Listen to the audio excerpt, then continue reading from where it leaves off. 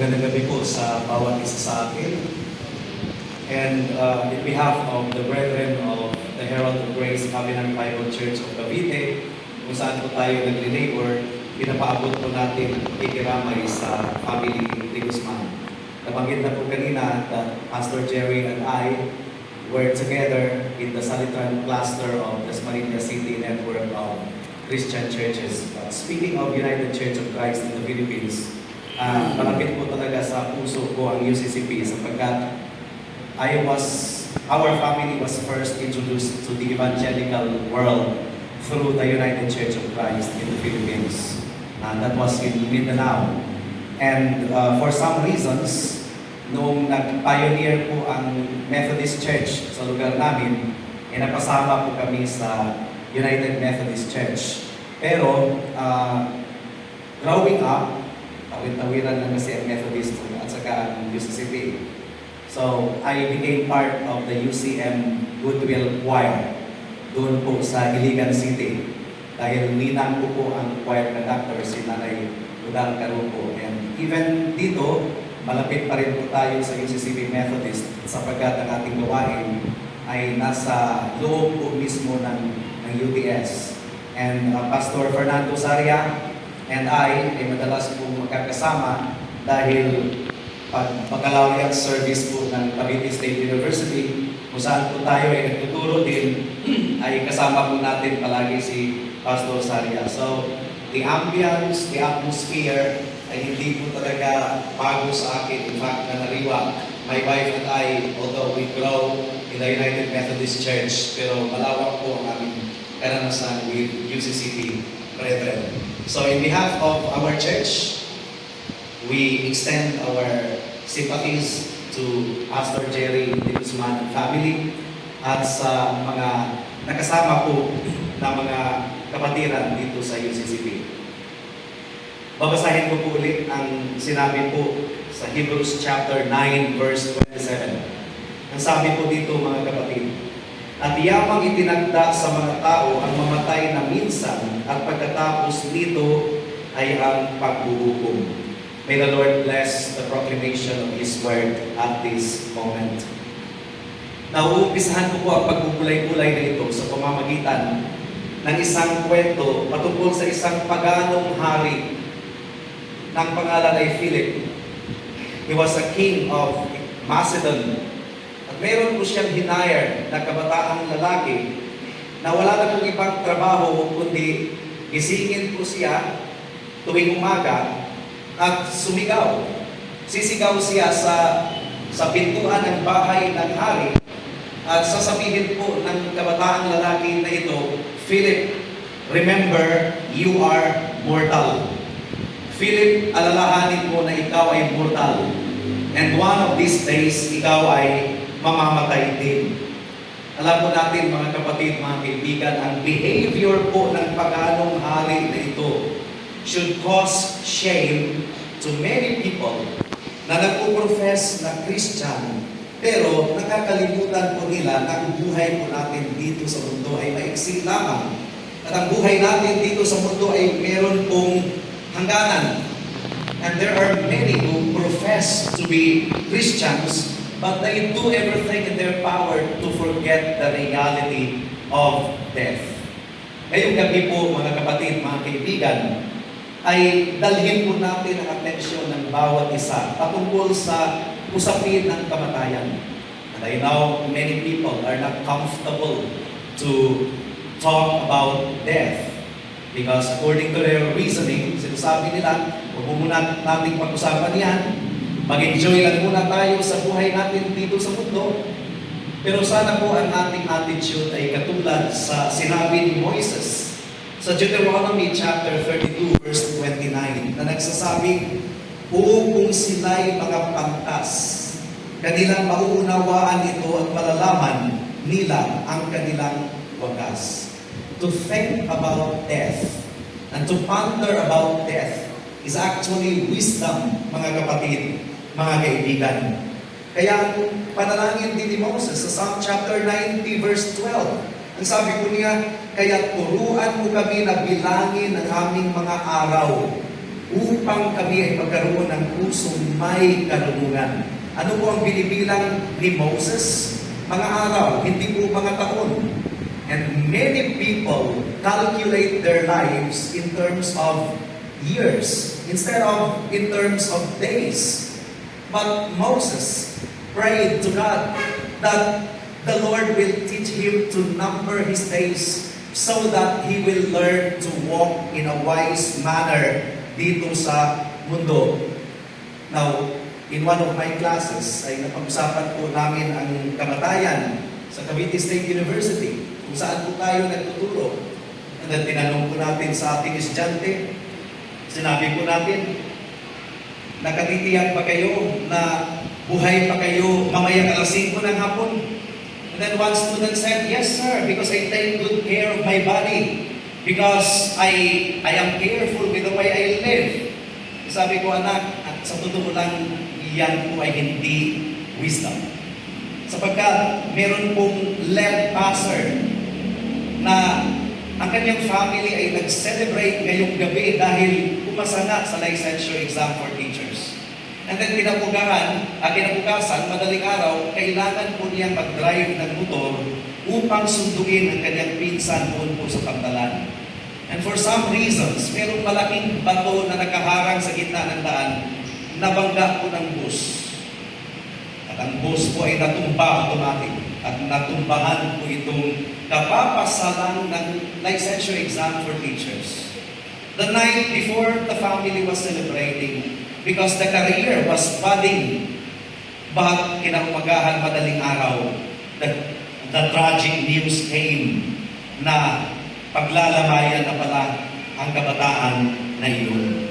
Meron pong isang turista doon sa Indonesia in one of the national parks there. Nagagamit ng lamok, pero hindi pala ordinaryong lamok yun dahil nakaka-paralyze ng buong mukha and nag-cause po ng debilitating condition hanggang sa tuluyan na po siyang pumanaw. And then last month, ang aking kaklase at ang kanyang anak ay na vehicular accident din doon sa Mindanao at silang dalawa po ay nawala. So hindi po talaga natin alam kung ano ang mangyayari sa ating buhay. One moment, masigla pa ang isang tao, but later, mabalitaan na lang po natin na wala na po. Yun po ang tema ng patutuo ng dalawang mga anak ni Pastor De Guzman. That the vital signs of Teacher Nora were still pretty good. And then, a few minutes later, ay talagang dineclare na ng doktor na wala na po si Teacher Nora. At maaaring nasaksihan din ninyo ito sa mga kaibigan at kamag-anak ninyo, mga kapatid, mga kaibigan.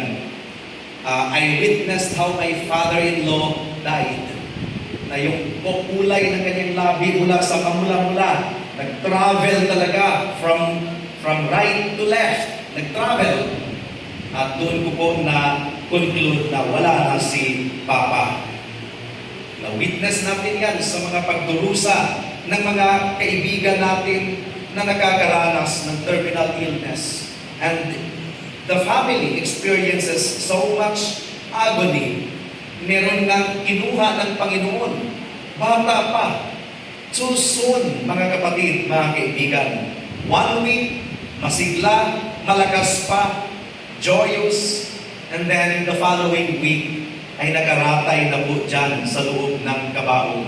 Wala na pong buhay na kailangang i-transport papuntang simenteryo.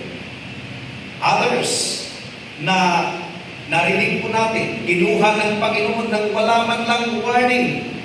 Kung cancer po ang sakit or other terminal illness, meron tayong clue na baka ay malapit ng pumanaw. But there are people na kinuha ng Panginoon na wala pong warning. I don't think na yung mga naanod sa baha sa Batangas kahapon na tumbahan ng puno at namatay, nabalitaan po natin sa TV, I don't think na in-expect nila na mangyari yun or in-expect ng family member. Pero nangyari po talaga. At ito yung patunay ng salita ng Panginoon na itutuo. I Isaiah chapter 40 verse 6 and 7. Ang sinabi po dito, sinasabi ng isang tinig, ikaw ay dumaing at sinabi ko, ano ang aking idadaing? Lahat ng laman ay damo at lahat niyang kagandahan ay parang bulaklak ng parang. Ang damo ay natutuyo at ang bulaklak ay nalalanta kapag ang hininga ng Panginoon ay humihihip doon. Tunay na ang mga tao ay damo. At kung ang tao ay nihahalin tulad sa damo, ang ibig pong sabihin nito, mga kapatid, mga kaibigan, mga mahihina po tayo na mga nilalang. Kahit sa pakiwari natin, nag-gym tayo, nag-exercise tayo, but our life is very short. Isang kagat lang ng lamok o isang bala lang ng baril ay maaaring wala na po tayo. Ang sinasabi po ng Psalm chapter 39 verse 5, narito, ang aking mga araw ay ginawa mong ilang mga dangkal. At sa paningin mo ay tulad sa wala ang aking buhay. Tunay na bawat tao ay nakatayong gaya ng isang hiningang laman. So sana po ay pagbulay-bulayan po natin ito. At sa natitirang mga minuto ng ating pagbubulay-bulay, meron pong tatlong punto na ating pagbubulay-bulayan. Una, we will take a look at the terrible nature of death.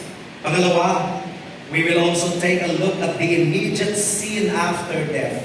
What will happen to a person right after he dies? At pangatlo, what then should be our attitude concerning death? At naway tulungan po tayo ng ating Panginoon sa ating pagpapatuloy. Tumago po tayo sa unang punto.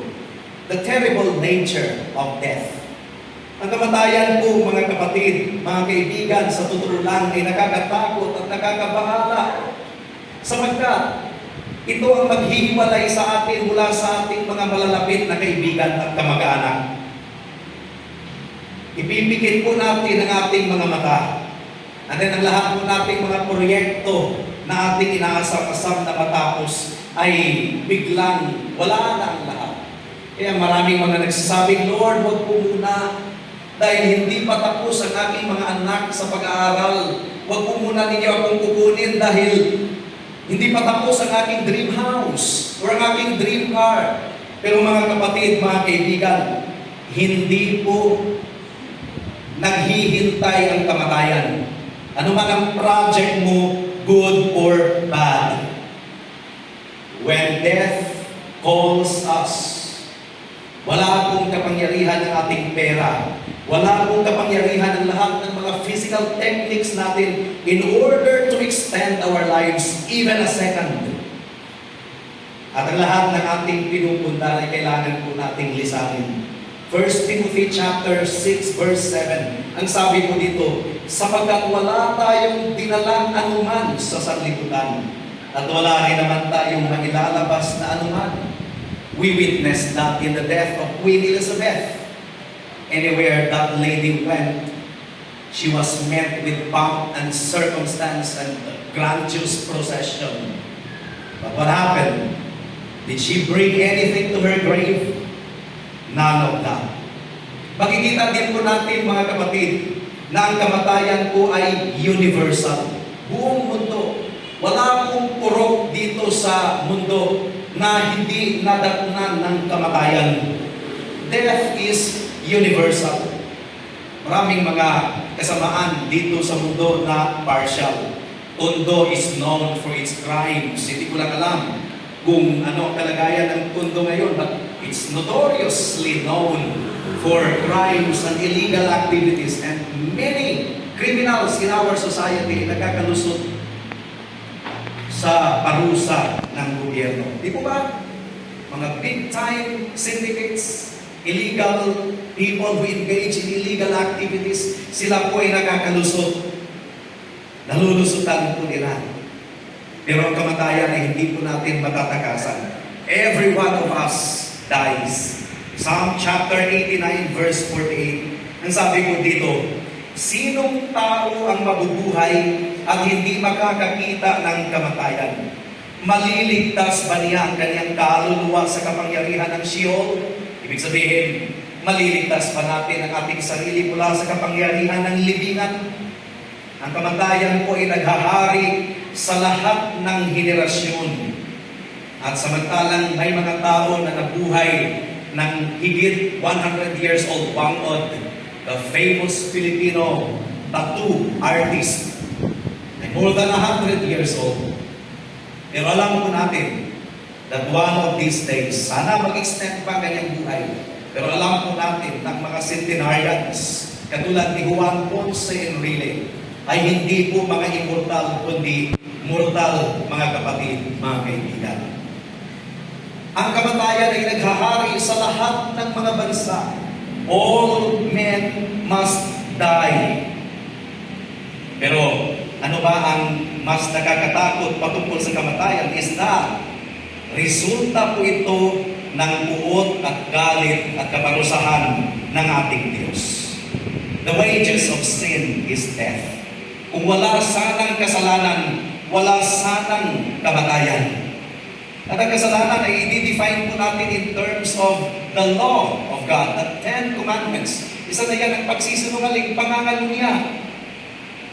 And that includes panunood ng mga malalaswang panuurin. Sapagkat sabi po ng ating Panginoon, if you look at a woman with lust in your eyes, you have already committed adultery in your heart. So, kung wala sanang kasalanan, wala sanang kamatayan. But then because of the sin of mankind, meron pong kamatayan. And since death is universal, meaning to say, guilt is also universal. Ang kamatayan po ay universal. Si Adam, upang wag sana siyang magkasala, ay binantaan siya ng Panginoon. At sinabi that the moment you eat of the tree, the fruit of the tree of the knowledge of good and evil, you will die. But then Adam disobeyed. Kaya ang paliwanag po ni Apostle Paul sa atin sa Romans chapter 5 verse 12. Ang paliwanag po dito, kaya kung paano sa pamamagitan ng isang tao ay pumasok ang kasalanan sa sanlibutan, at sa pamamagitan ng kasalanan ay ang kamatayan, kaya dumating sa lahat ng mga tao ang kamatayan sapagkat ang lahat ay nagkasala. So there is universality of death because there is universality of sin. At isang patunay, wala pong bayan na wala pong sementeryo. Lahat po ng bayan dito sa mundo ay meron pong sementeryo. Now, keep in mind na hindi po tayo ang magdi-decide kung kailan po tayo mamamatay. Our text says that death is appointed. At sino po ang nagtalaga? The Bible tells us it is God who appoints the day of our death. As it is appointed for man to die once, and after that, to face judgment. Determinasyon na po yan ng Panginoon na bawat isa sa atin ay kailangan pong mamatay. At yung determinasyon ng Panginoon ay hindi po mababago. May mga batas na nababago. May mga law na naaprubahan, pero nare-repeal. But the law of death can never be repealed. Ibang mga batas ng Diyos ay niyuyurakan po ng mga tao, pero ang kamatayan ay kailangan pong masunod. Hindi po natin alam kung paano po tayo mamamatay. Maaaring sa karamdaman, maaaring sa aksidente, maaaring sa old age. We do not know how will we die. Pero ang sigurado po mga kapatid, mga kaibigan is that tayong lahat po ay mamamatay. Because God has already set the appointment of our death. Maaaring hindi ka pa ready na pumanaw, kaibigan. Maaaring hindi ka pa willing. Pero kung oras na kukunin ka ng Panginoon upang humarap sa Kanya, ready or not, kailangan magpasakop ikaw sa tinatawag na kamatayan. Kung maaaring bilhin sana natin ang extension ng ating buhay. This is what a lot of billionaires and millionaires do. Kung maaaring bilhin sana, they will spend all of their resources to extend their lives. Look at what Chris Aquino is doing. And of course, we are hoping that the life of that superstar will be extended. Pero hindi po natin alam, the point is, kahit gastusin man natin ang lahat ng ating kayamanan, ma-extend lang ang ating buhay, gagawin po natin. Pero hindi po mabibili ang kamatayan, mga kapatid, mga kaibigan. When death calls us, kahit mag-aning puwersa ang pinakamagaling na mga doktor, kahit sabay-sabay na umiyak ang mga kamag-anak at mga kaibigan, kung nire-require na ng Diyos na ikaw ay humarap sa Kanya sa kamatayan, mangyayari at mangyayari yan. Sa totoo lang, mga kapatid, mga kaibigan, ang kamatayan ay malapit lang po sa bawat isa sa atin.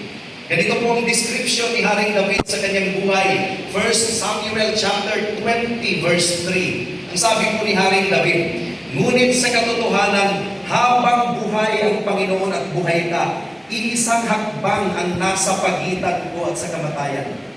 Gaano kalayo ang kamatayan mula sa bawat isa sa atin? The Bible tells us the answer. Iisang hakbang lamang ang pagitan ng buhay natin at ng kamatayan.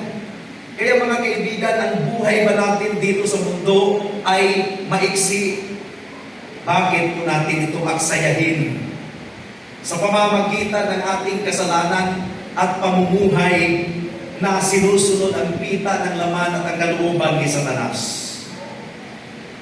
Ilang bahagi ng ating oras ang nasayang, naaksaya, dahil hindi po natin ito ginamit sa paglilingkod sa ating Panginoon.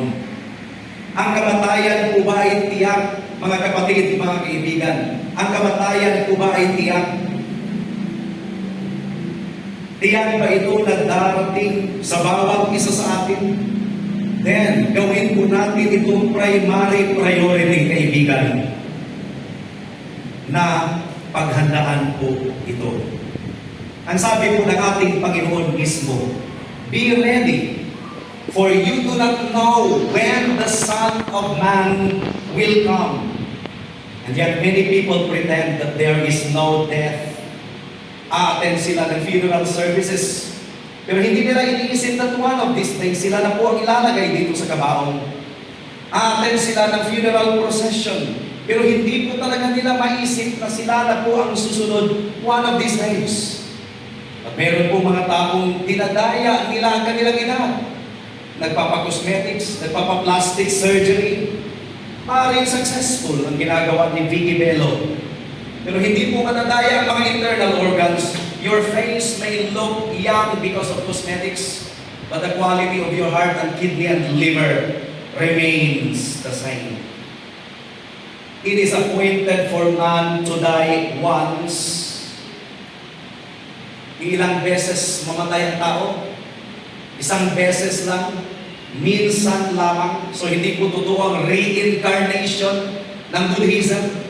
Isang beses lang po, mga kapatid. At kung isang beses lang po itong mangyayari, siguraduhin natin na handa po tayo. Hindi po tayo maaaring magkakamali sa isang beses lamang. Nagawa po natin, our eternity is at stake. Kung saan po bumagsak ang puno, doon po siya mabubulok at malalanta. Kung ikaw ay namatay sa kasalanan mo, nawala sa ating Panginoon, wala sa landas ng pagsisisi sa kasalanan at pananampalataya kay Kristo. The Bible tells us it is appointed for man to die once, and after that to face judgment. Kung anong kalagayan mo, nadatnan ka ng kamatayan. Yan po ang batayan ng paghahatol ng Panginoon sa iyo, kaibigan. And that is why death is a very serious matter. To the point na nalulungkot po ang mga lingkod ng Diyos na kung ito ay pag-uusapan, nagdadaldalan ng mga tao at hindi po nakikinig. At nais mo bang malaman, kaibigan, kung paano ka makapaghanda sa kamatayan mo? Ang sagot po ay kailangan mahugasan ang kasalanan mo. Kailangang mapatawad, kailangang mabura. Pero hindi ka makakabura sa kasalanan mo, sapagkat ang ating kabutihan ay maruming basahan lamang sa harapan ng Diyos. Ano ba ang pag-asa natin upang mabura ang ating kasalanan? Ang pag-asa po natin is that iba ang magbura. The good news is that Jesus Christ came. 100% God na naging tao, na hindi naman nawala ang kanyang pagiging Diyos. Siya ay nagkaroon ng dugo at laman. At siya po ang tumayo na substitute para sa mga makasalanan na tulad mo at tulad ko. Siya ang sumunod sa buong batas ng Diyos. At siya ang nabayubay doon sa cross ng Kalbaryo upang ang sino mang manampalataya sa Kanya ay hindi mapapahamak kundi may buhay na walang hanggan. Jesus Christ paid it all by His blood. And in order for your sins to be blotted out and to be forgiven, you have to fly to Jesus Christ. You have to run to Jesus Christ swiftly. At ang pangako po ng Panginoon, ang sino mang lumapit sa Kanya, kailanman hindi niya itatakwil. Hindi po ang ating mabubuting gawa ang nagliligtas sa atin. Hindi po ang pagbabayad natin ang makapagbura sa ating kasalanan. Wala po tayong pambayad. The Bible tells us, without the shedding of blood, there is no forgiveness of sin. Thanks be to God. Jesus Christ shed His blood on the cross of Calvary once and for all times.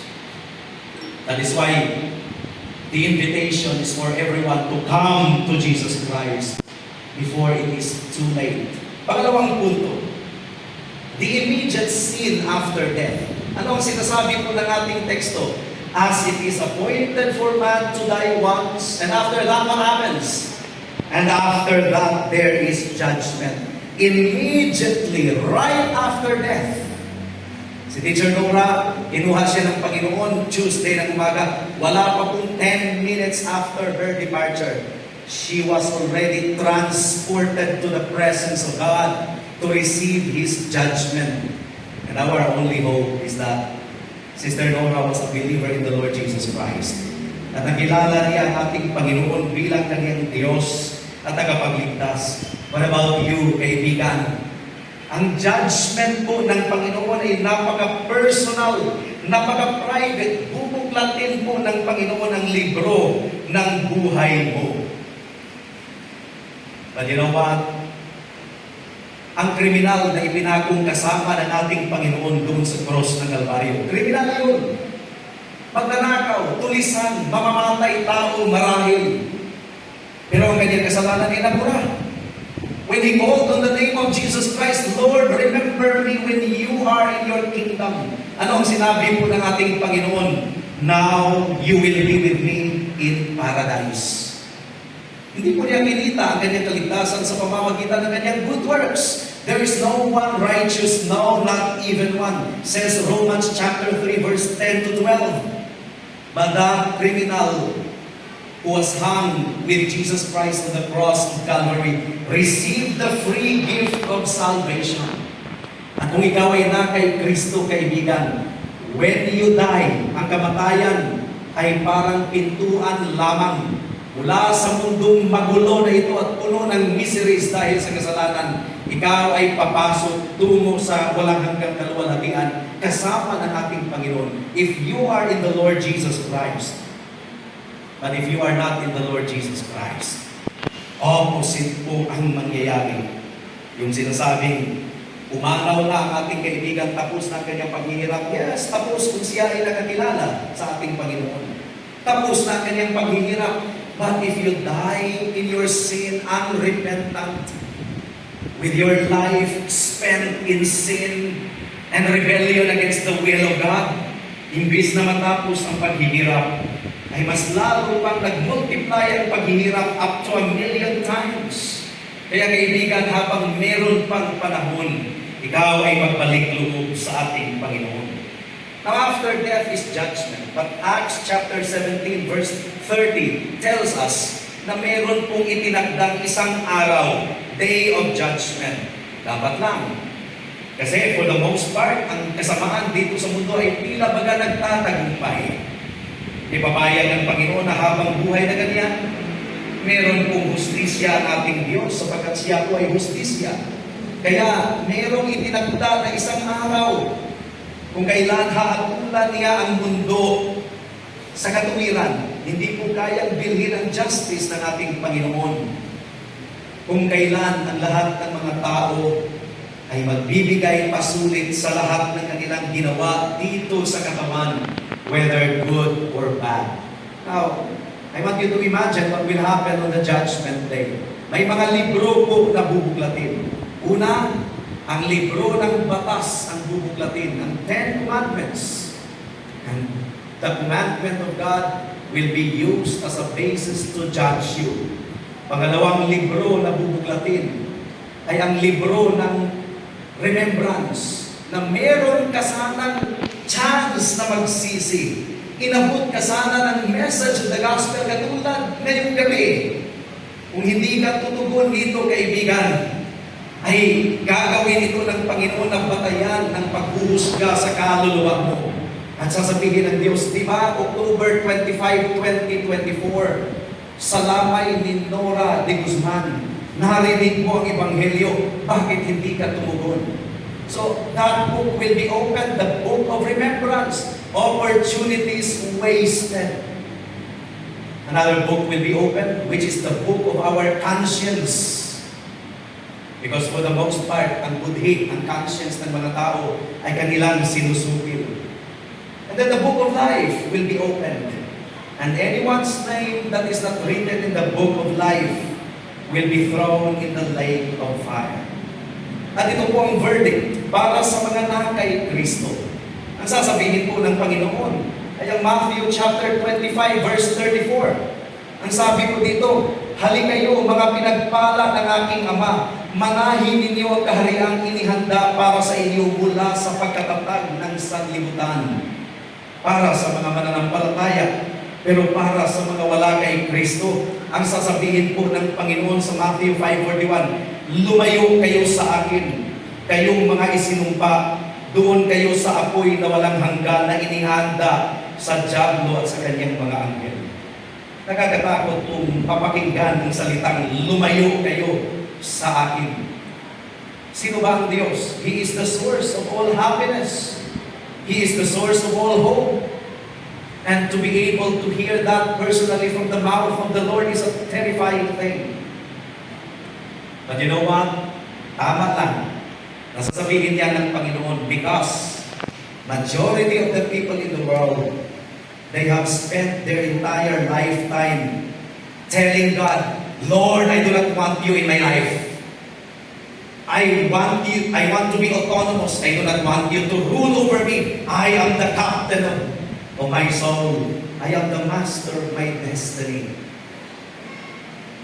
Kaya sa araw ng paghahatol, ang Panginoon din ay magbibigkas ng nakakatakot na pangungusap, "Depart from me, you accursed one."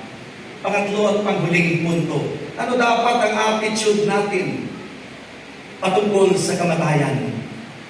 Now, para sa mga kapwa mananampalataya, ang ating attitude should be of hope. Because Paul says, "For to me, to live is Christ, and to die is gain." Ang kamatayan para sa Christian ay hindi po kaaway. Kaaway para sa mga makasalanan na wala sa Panginoon, nakakatakot. Pero para sa mga Christians, ang kamatayan po ay transition mula sa miserableng mundo na ito tungo sa kaluwalhatian. Dapat natin ituon ang ating isipan sa pag-asa na ating hinaharap. Ang sabi po ng Colossians chapter 3 verse 2 hanggang sa 4, "Ituon ninyo ang inyong pag-iisip sa mga bagay na nasa itaas, hindi sa mga bagay na nasa ibabaw ng lupa, sapagkat kayo'y namatay na at ang iyong buhay ay natatagong kasama ni Kristo sa Diyos. Kapag si Kristo na inyong buhay ay nahayag, ay mahahayag nga rin kayo na kasama niya sa kaluwalhatian." Kung ang mundong ito ay hindi po ito ang ating reward, bakit natin hinahanap ang ating happiness and satisfaction in this world? Kung ang mundo na ito ay hindi po ang ating permanent dwelling place and permanent home, bakit takot tayo na umuwi sa tunay nating tahanan kasama ang Diyos? At kung si Kristo ang ating bridegroom, bakit tayo matatakot na harapin ang ating Panginoon? Pangalawang attitude po natin, ay dapat po nating paalalahanan ang ating sarili na ang buhay natin dito sa mundo ay maiksi. Maaaring bukas ay mamamatay na rin tayo. James chapter 4 verse 14. Ang sabi po dito, gayon man ay hindi ninyo nalalaman kung ano ang magaganap bukas. Ano ba ang inyong buhay? Kayo ay isang singaw na sa sandaling panahon ay lumilitaw at pagkatapos ay naglalaho. Alam ba natin ang ibig sabihin ng singaw? Ang singaw po ay ganito. Yan po ang singaw. Nandyan at this moment. But a little later ay wala na. As we consider the brevity of our life, kung ikaw ay naglilingkod sa Panginoon, ay mas lalo pa nating paigtingin ang ating paglilingkod sa Panginoon. Let us not squander our life. Kung ikaw ay Christian, hindi na po makamandag ang kamatayan. 1 Corinthians chapter 15 verse 55 hanggang sa 58. O kamatayan, nasaan ang iyong pagtatagumpay? O kamatayan, nasaan ang iyong kamandag? Ang kamandag ng kamatayan ay ang kasalanan, at ang kapangyarihan ng kasalanan ay ang kautusan. Subalit salamat sa Diyos na nagbibigay sa atin ng pagtatagumpay sa pamamagitan ng ating Panginoong Jesucristo. Kaya nga mga kapatid kong minamahal, kayo'y maging matatag, hindi nakikilos na laging sagana sa gawa ng Panginoon. Yamang nalalaman ninyo na hindi walang kabuluhan ang inyong gawa sa Panginoon. Hindi po sa walang kabuluhan ang ating gawa sa Panginoon. As long as we labor for the Lord Jesus Christ, we will really reap the fruit. And we are commanded to be stable. Be ye steadfast, unmovable. And how would the church be steadfast? By strengthening its doctrine, by strengthening the grasp of the people about the truth of the Word of God.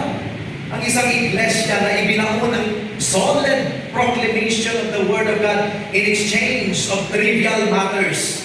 Meron pong church na ang preaching of the gospel ay ginagawang shortened dahil doon na po nakafocus ang mga tao sa ibang mga bagay na nice to have but not need to have. Nakakalungkot ay meron pong church kung sa Mindanao na wala ngang Biblia ang binuklat during preaching, dyaryo, sapagkat ang pastor ay medyo aktivista. How would the church be established? Be steadfast and unmovable. Let us see to it that our doctrine is strengthened, mga kapatid, mga kaibigan. The Word of God is living and active. It is sharper than a two-edged sword. And if a church is founded on the Bible and focused on Christ, it will not collapse, even though times and seasons may collapse. And then, we are also commanded to be active in the Lord. Ang sabi po dito, always abounding in the work of the Lord. Meron bang abounding na ang oras na ating inilalaan para sa Panginoon ay, mas Tagalog itong tira-tira. O yan, tira-tira. Yun. Meron bang abounding na ang ating inilaan para sa Panginoon ay tira-tira sa ating oras? And finally, kung ikaw ay nasa Panginoon, we should rejoice daily because we are one day closer to meet our Lord and Savior.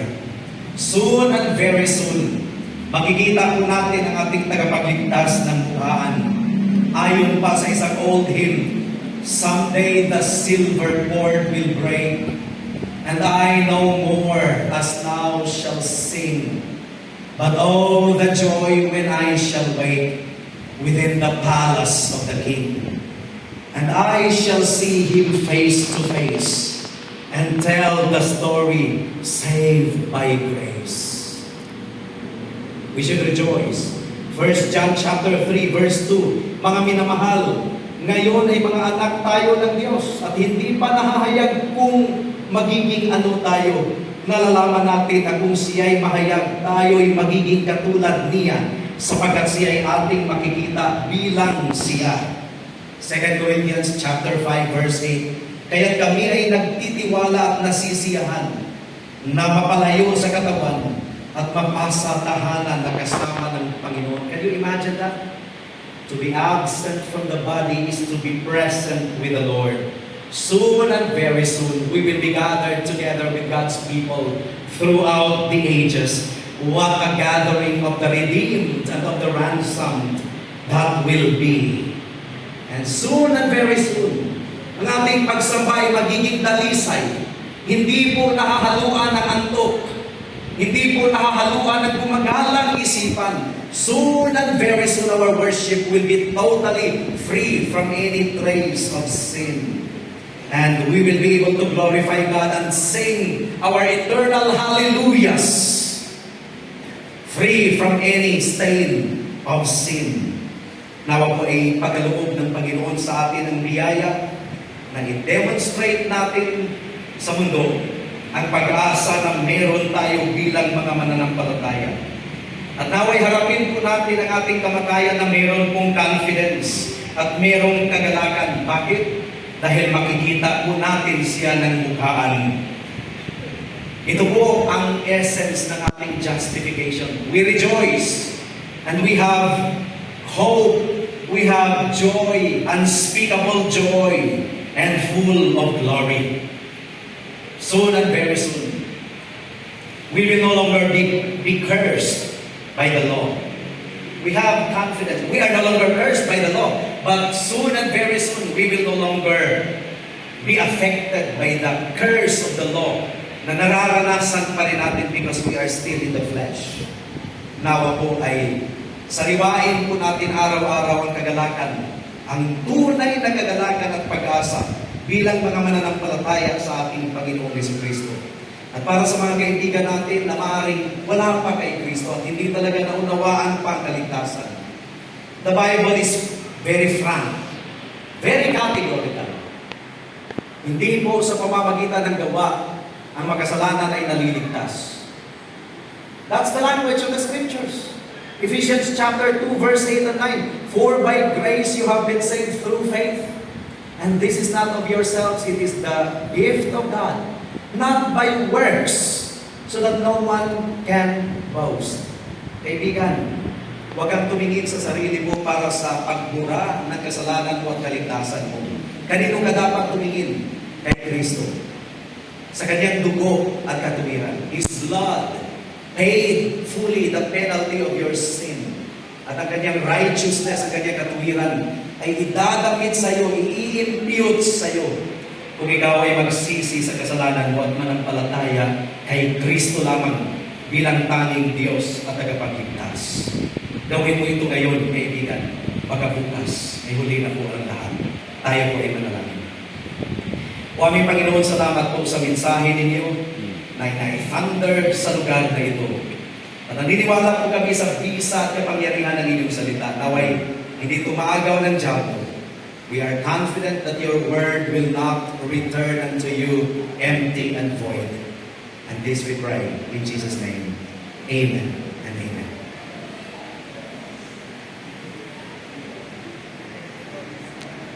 Tayo